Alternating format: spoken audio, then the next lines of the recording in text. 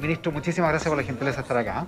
Buenos días, pues, Iván. Un gusto estar por acá. Oiga, vimos recién la comparecencia del subsecretario del Interior por lo que ocurrió en la Araucanía, pero me gustaría saber su opinión, también la del gobierno, respecto de lo ocurrido anoche y lo ocurrido toda esta semana, en rigor. Hubo 5 municipios tomados durante varios días, hay protestas hace mucho rato, hay hechos de violencia graves con uso de armamento, se descarriló un tren durante esta semana, se baleó a los conductores, en fin, toda una serie de incidentes que parecen irse agravando, parecen ir como agrandando el profundo pozo de tensión que hay ahí.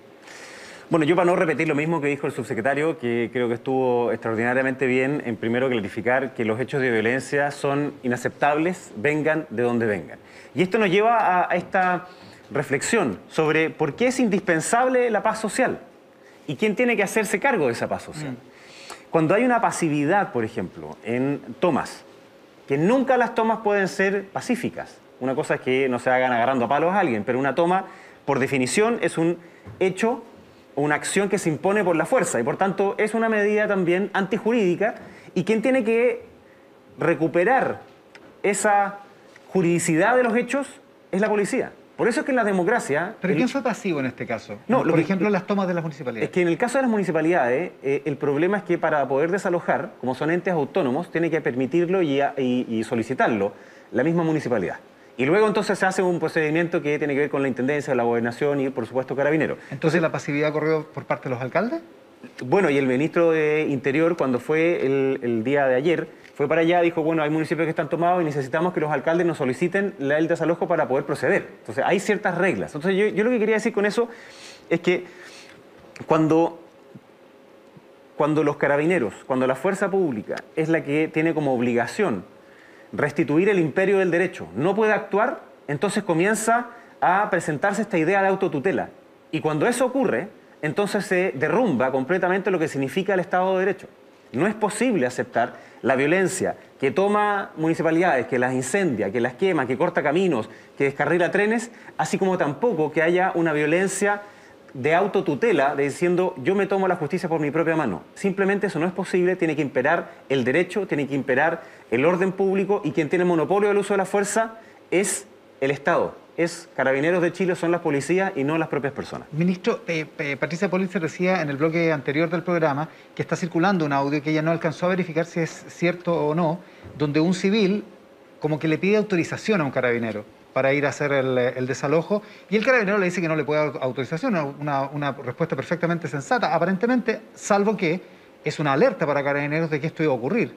Y esto ocurrió igual y Carabineros no hizo nada, digamos. Si el audio es cierto, es bien grave, ¿no? Por supuesto que nadie tiene derecho, como dije antes, a hacer acciones independientes de civiles para que ellos, por la fuerza, hagan algo que le corresponde a la autoridad con la regla y con la institucionalidad. Entonces, de nuevo, la autotutela o el tratar de tomarse la justicia por la propia mano está completamente fuera del Estado de Derecho, está completamente fuera de la democracia, así como lo están los otros hechos de violencia. La violencia no se responde con más violencia. De acuerdo. Tiene que tener esa regla. Entonces, en el caso de este audio, primero, ¿usted sabe si es cierto? Yo no conozco ese audio y por supuesto que habrán investigaciones. El subsecretario Gale acaba de decir que él va a partir para allá y eso es una materia que evidentemente van a tener que investigarse. Pero, de nuevo, frente a la violencia, lo que nosotros sabemos es que la manera de responder es con institucionalidad y con respeto frente a la autoridad. Y por eso quien tiene que actuar es el Estado de Derecho en sí mismo para recuperar la antijuricidad que se estaba produciendo. Usted mencionaba que el ministro del Interior fue el viernes pasado sí. a la zona en una visita prácticamente de todo el día, y hay algunos que piensan, particularmente desde el lado del activismo mapuche, que el ministro lo que hizo fue incendiar la situación, más que calmarla, más que tranquilizarla, y que por eso ocurrió lo que ocurrió. Mira, yo primero creo, Iván, que no pueden haber territorios vedados para las autoridades ni para los chilenos. Que el ministro del Interior vaya a la Araucanía significa que es una prioridad para él y para todo el gobierno lo que sucede en la Araucanía. O sea, la Araucanía necesita y merece paz. Merece que haya encuentro, diálogo y solución. Y ya lo hemos dicho muchas veces, la solución en la Araucanía no pasa solamente por un ámbito policial, pasa por un diálogo y un encuentro. Entonces, por eso es que los hechos de anoche nos preocupan tanto. Y tiene que restablecerse completamente el imperio del derecho. Pero de allí, por el hecho de que el ministro del Interior vaya a que se abran las puertas al diálogo, signifique que van a haber hechos más de violencia, bueno, significa que hay algunos que no quieren dialogar. Pero no puede haber habido algo en las palabras o en el tono del ministro Pérez que haya incitado a la autotutela, como usted define, a esta acción de civiles que fueron a desalojar municipios?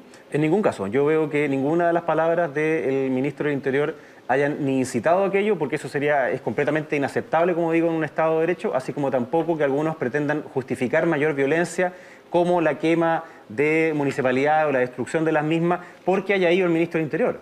O sea, de nuevo, lo que merecen los chilenos, todos, y particularmente en Araucanía, después de años de estar bajo el sufrimiento de violencia, no es que haya más violencia, sino que es que haya el imperio del derecho. Esa es la clave y eso es lo que nos corresponde y por eso va a ir el subsecretario y nosotros un ratito más también nos vamos a juntar en La Moneda para seguir viendo estas materias. Y más allá de las querellas, de las demandas, en fin, de los procesos judiciales, ¿qué es lo que tiene que hacer el gobierno para que exista ese imperio del derecho?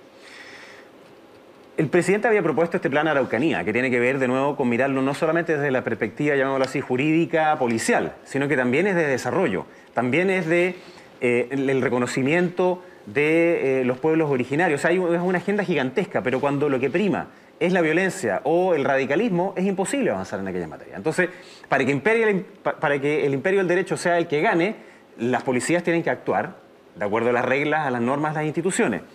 Y no puede haber ningún grupo, ni uno que pretenda tomarse, ni uno que pretenda desalojar por su propia mano. Y eso es lo que nosotros necesitamos dejar muy sentados para todos los chilenos. La única manera de que haya paz social es que imperen las reglas y las leyes. Lo último sobre este tema, ministro, usted decía que los alcaldes de alguna manera no pedían el desalojo de los edificios municipales.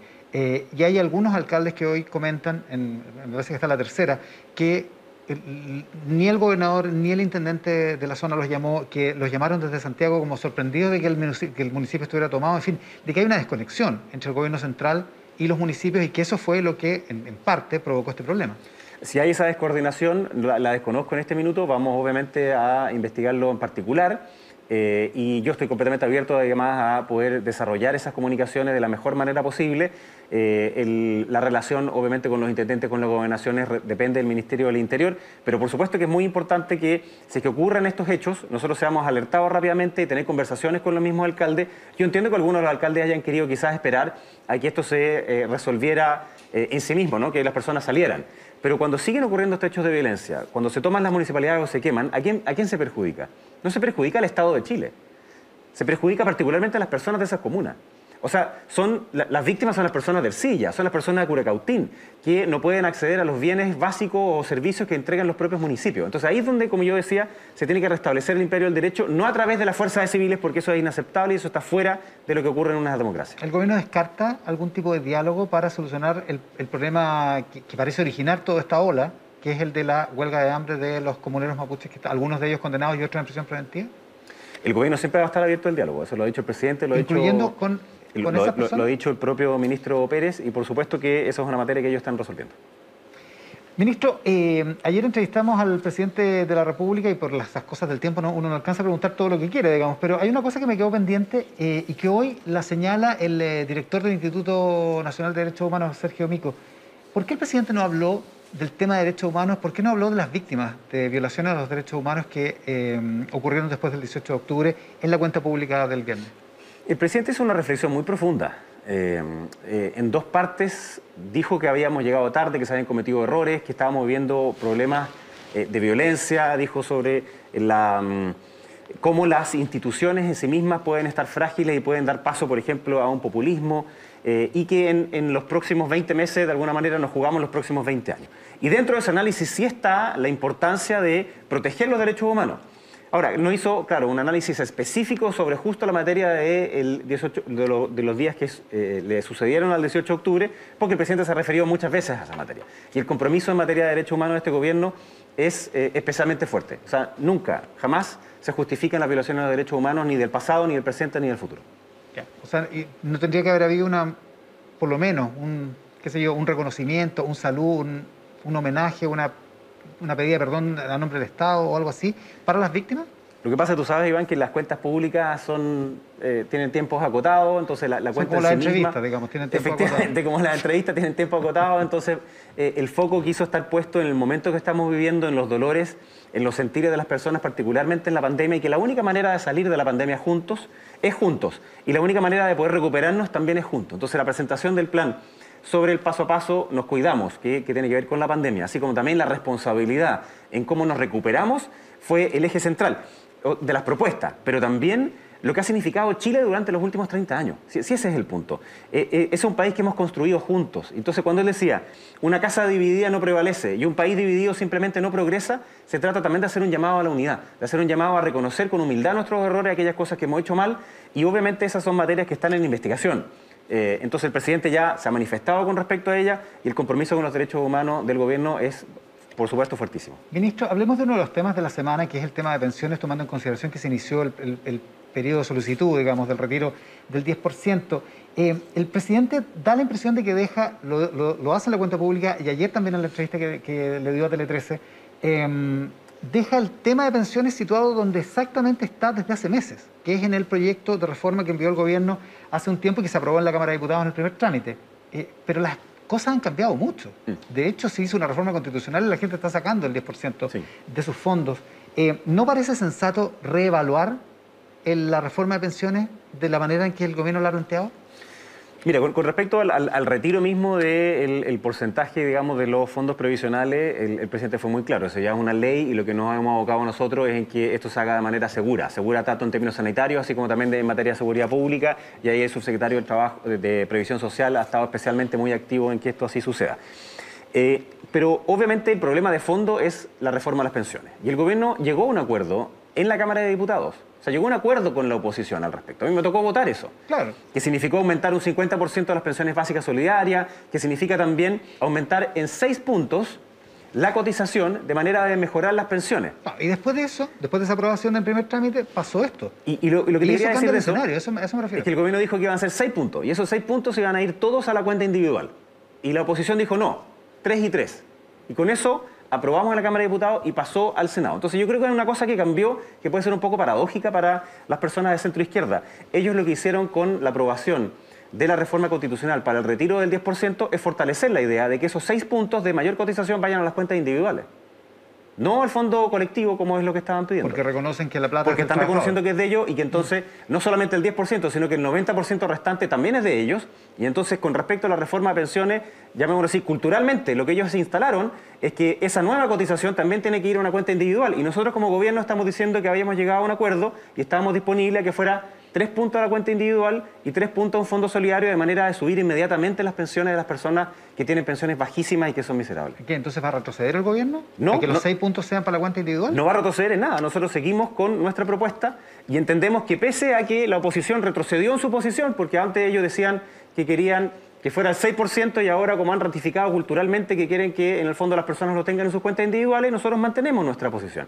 Y le corresponde al ministro de Hacienda, al ministro de Sexpress y por supuesto al presidente seguir en conversaciones de manera que se pueda aprobar cuanto antes esta reforma, Iván. Yo creo que es clave que la aprobemos cuanto antes. A propósito del timing, la ministra Saldívar da una entrevista hoy, me parece que es en el Mercurio, donde dice que agosto le harían un gran bien a la patria, digamos, si es que se hace durante el mes de agosto. Pero el ministro de Hacienda en la semana dijo que no había que apurarse en esto, que había que irse con cuidado para hacerlo bien. ¿Cuál es la posición del gobierno en esto? No, lo que pasa es que los dos tienen razón. Es importante, llevamos mucho... No, tienen un punto, pero llevamos mucho tiempo esperando, gobierno? como dices tú. Sí. Salió de la Cámara de Diputados hace mucho rato. Ya estaba trancada la pelota ahí. Y entonces han sucedido distintos hechos, como lo que hemos visto del retiro del 10%, y por tanto ahí ellos mismos, la centroizquierda y la izquierda, fortaleció la idea de... no del pilar solidario, sino que fortaleció la idea de que esos fondos vayan a las cuentas individuales. A nosotros sí nos interesa que una parte vaya a un fondo solidario de manera de mejorar las pensiones al tiro. Y obviamente que tiene que hacerse bien, pero tiene que hacerse en acuerdo. Nosotros queremos que se apruebe esto, que se apruebe cuanto antes. Entonces la ministra del Trabajo está diciendo, oiga, pongámosle acelerador a fondo para que salga cuanto antes. Depende también de la oposición el que podamos llegar a un acuerdo en una materia que es tan sensible para... Claro, ¿están dispuestos a hacerlo como en el acuerdo de junio del marco de los 12.000 millones? Es decir, ¿sentarse 4 días seguidos hasta sacarlo o esperar que, que se alineen los astros? Por supuesto que nosotros estamos disponibles a llegar a todos los acuerdos posibles, especialmente en una materia como esta, que es tan urgente para los chilenos, que es parte de sus dolores y tiene que ser parte de nuestra urgencia, y esperamos que una vez que nosotros llegamos a ese acuerdo, luego se cumplan esos acuerdos por todas las partes. ¿Porque usted cree que los acuerdos no se están cumpliendo? No, porque me da la impresión de que cuando se sostuvo el acuerdo de los 12.000 millones de dólares, que es un acuerdo muy importante, en donde estuvieron la mayor parte de las fuerzas políticas, luego algunos querían desconocerlo. No los presidentes de los partidos, no quienes firmaron ahí, que por supuesto han sido muy claros en que sí van a cumplir su palabra, pero hay otros que empezaron a decir, mire, ¿sabe qué? Conmigo no conversaron. Entonces, es súper importante para el gobierno también que cuando se llegue a un marco de entendimiento, un marco de acuerdo, estos se cumplan íntegramente y esa es nuestra lógica, que se cumplan en tiempo, forma, en su espíritu y en su letra específica. Ministro, déjeme devolverme una cosa que usted mencionó, que estaba en el discurso del viernes del presidente, esta idea de que estos 30 años fueron 30 años virtuosos finalmente, que es una idea que de alguna manera la centroizquierda ha ido abandonando, en una parte al menos. Hoy día Max Colodro lo dice en su columna en La Tercera y también en una entrevista en el diario Mercurio, sugiere que esto está vaciando al centro político, que en el estado de las cosas, el abandono de lo que fue el legado de la concertación hace que el centro político quede vacío. Habla de la irrelevancia de las posiciones moderadas. ¿Cuánto complica al gobierno, a un gobierno que quiere buscar unidad y diálogo, según ha señalado a partir del cambio de gabinete, el hecho de que las posiciones moderadas se vuelvan cada vez más irrelevantes? A ver, yo no creo que sean irrelevantes. Creo que lamentablemente hemos llegado a un punto de mucha polarización en el debate y yo no quiero contribuir en un gramo más a esa polarización. Sí ocurre que mientras era diputado uno veía que habían ciertas personas que más bien estaban en la lógica de negar todo al gobierno, desestabilizarlo y otros que no estaban en esa lógica. Las redes sociales están jugando también un rol. Hay algunos que sí creen que la política es Twitter, y que Chile es Twitter, y que dependiendo de los trending topics es lo que le pasa a los ciudadanos comunes y corrientes. Y por supuesto que hay que escuchar las redes sociales, hay que atenderlas, pero también en su medida, sabiendo que no representan la totalidad de lo que sienten y piensan las personas. Entonces, estamos viviendo un momento complejo en el mundo sobre esto. Cuando salen estas cartas de intelectuales de izquierda, primero de Europa y Estados Unidos y luego después de España, diciendo cuidado porque se empieza a caer en este totalitarismo de lo políticamente correcto, particularmente desde la izquierda, nos llama la atención. Y en Chile yo creo que también está sucediendo un poquito eso. Que quien no piensa algo que es lo popular en redes sociales u en otra, bajo también a veces con una amenaza de funa en redes o también de funa en expresiones físicas, entonces caemos en un debilitamiento de la democracia en todo sentido, no solo en las posiciones moderadas. Y lamentablemente esto también ocurre, Iván, no solo para la izquierda más radical, sino que también ocurre en la derecha más radical. Y cuando se toma la política, las posiciones radicales, los que pierden son la inmensa mayor parte de los chilenos. Entonces, nosotros sí queremos que en esta tercera etapa tengamos un buen diálogo, por supuesto, primero Chile Vamos necesita rearmarse, pero también con esa izquierda moderada, que a veces estaba más silente, y con aquella izquierda que ha sido más dura con nosotros, también tienen las puertas abiertas del diálogo para encontrarnos. ¿Con quién ve usted la posibilidad de diálogo? Porque esa es la pregunta definitivamente. Si el centro se está vaciando, ¿con quién va a dialogar para hacer acuerdos el gobierno? El gobierno tiene que respetar la institucionalidad de los distintos partidos y, por tanto, con quienes hoy día nosotros dialogamos... Sí, pero ¿con qué parte del arco político? A eso me refiero, ¿no? Bueno, nosotros vamos a hablar con todo el arco político. Y si hay algunos que se quieren restar a ese diálogo, bueno, allá vendrán ellos. Nosotros los vamos a invitar a todos y, por supuesto, que yo recojo las palabras de Marco Colodro. Siempre ha sido una persona muy inteligente que hace análisis muy interesantes y muy profundos.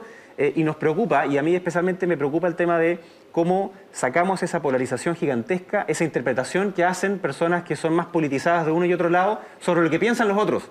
Hay un estudio súper interesante que se estaba haciendo en Estados Unidos, después se los puedo mandar si lo quieren ver, en qué es lo que piensan los que son más políticos, por ejemplo, de izquierda, sobre las posiciones de los de derecha y viceversa. Los que son de derecha, que piensan sobre las posiciones de izquierda. Y existe un gap gigantesco, una brecha gigantesca.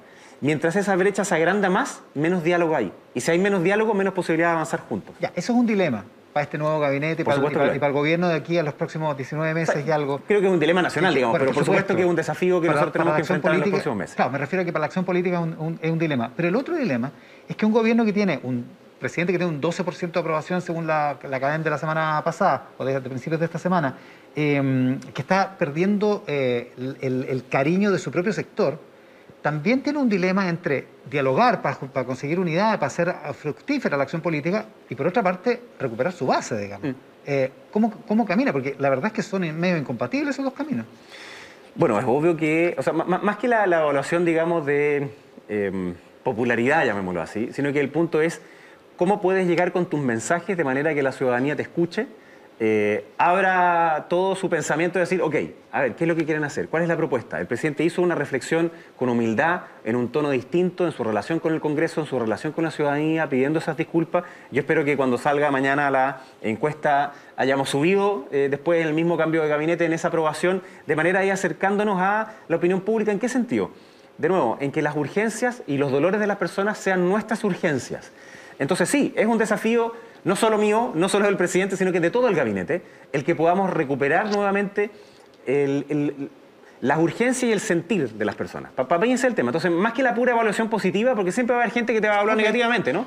El punto es que la mayor parte de los ciudadanos sienta que nosotros estamos trabajando con todo el esfuerzo que podemos para superar juntos la pandemia y enfrentar juntos la recuperación del país. Usted, por más díscolo que haya sido cuando era diputado de la UDI, hablaba por sí mismo y no por el gobierno, ¿estará de acuerdo en que por lo menos para un gobierno de centro-derecha tener a la gente de centro-derecha de su lado es lo mínimo? Y no la está teniendo. Eso es clave, Iván, y obviamente fue una de las cosas que nos pidió el presidente cuando nos hizo incorporarnos adentro del gabinete. Y por lo mismo, te cuento una cosa, el ministro de Interior convocó a una reunión de trabajo, que hoy día de hecho vamos a dar en la primera, en donde están los ministros nuevos. Entonces ahí está el ministro Alemán, el ministro de Defensa, estoy yo, está el ministro Monkever, por supuesto el ministro Pérez, pero también va a estar la ministra Rubilar y el ministro Briones. Y nuestra idea es poder, entre nosotros, formar un muy buen equipo, de manera de tener una muy buena relación con Chile Vamos, que se ayuden ellos mismos a estructurar, pero no solo con Chile Vamos, porque al gobierno no le basta solamente con la coalición que lo llevó al gobierno. Obviamente es esencial eso, es como el paso 1, si se quiere. Pero luego desde allí se tiene que construir con esa centroizquierda moderada que quiere llegar a acuerdos y que a veces se ve un poquito imposibilitada porque hay demasiada tensión.